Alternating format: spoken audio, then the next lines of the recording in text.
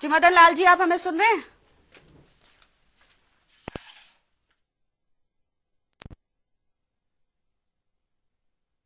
जी शुक्रिया।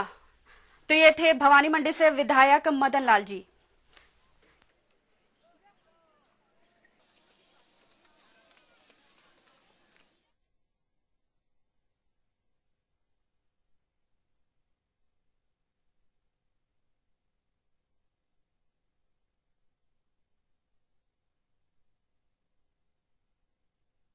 और इस खबर पर बात करने के लिए हमारे साथ फोन लाइन पर जुड़ गए हैं भवानी मंडी से हमारे संवाददाता लोकेश जी। लोकेश, क्या है ये आजकल ट्रेन में भी नशे का कारोबार शुरू हो गया है?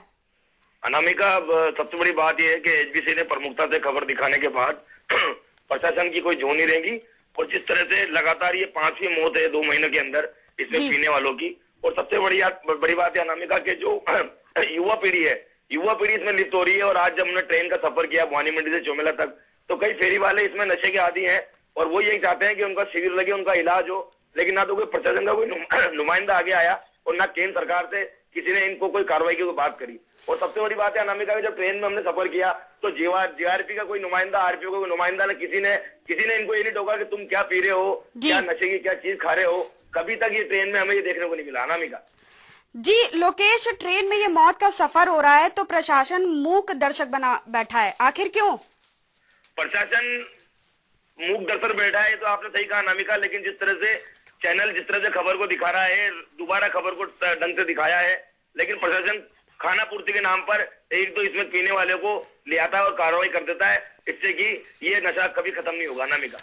जी, बेचने वाले खुलेआम मादक पदार्थ बेच रहे हैं तो इसको नहीं लगता कि पकड़ना चाहिए इन लोगों को? बिल्कुल। अभी एसपी साहब ने 7 दिन का अभियान चला था भवानी मंडी में, जिसमें थाना अधिकारी गोपीचंद जी ने 2-3 स्नैक बेचने वाले को उन पे केस भी लगाया है।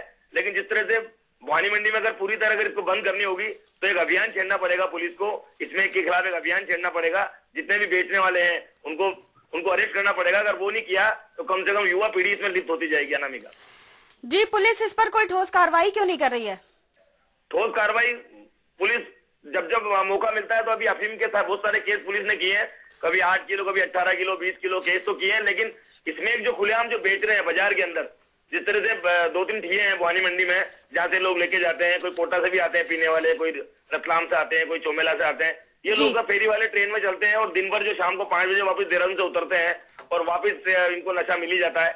लेकिन मीडिया तो इसको दिखाई सकता है, अगर मीडिया थोड़ी इनको कुछ करेगा। मीडिया तो अपना काम कर रहा है, जैसे एचबीसी ने अपना काम किया, हमने अपना काम किया और एचबीसी ने हमेशा ही तत्परता से काम कर इस तरह की खबरें दिखाई है, लोगों को जागरूक किया है। और आज भी हम ये चाहते हैं कि इस चैनल से प्रशासन जागरूक हो अनामिका। जी लोकेश, इस नशे को लेकर लोग दवाइयों का भी सेवन कर रहे हैं और एलर्जी इंजेक्शन भी लगा रहे हैं, तो इस पर चिकित्सा विभाग का क्या कहना है? चिकित्सा विभाग का ये कहना है कि इसमें कोई एक नहीं है, ये खुलेआम बेच सकते हैं। और सबसे बड़ी बात है, जब ने हम यहाँ चिकित्सा प्रभारी से बात करी तो उसने कहा है कि बिना पर्ची के कोई ये दवाई नहीं बेच सकता।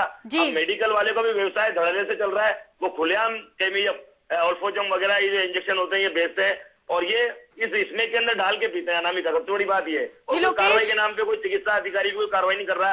सीएमएचओ ने भी इस बात को भी ध्यान नहीं दिया। हमने सीएमएचओ को भी फोन करना कहा लेकिन उन्होंने हमारा फोन नहीं उठाया उस वक्त भी। जी बहुत बहुत शुक्रिया लोकेश। तो ये थे भवानी मंडी से हमारे संवाददाता लोकेश।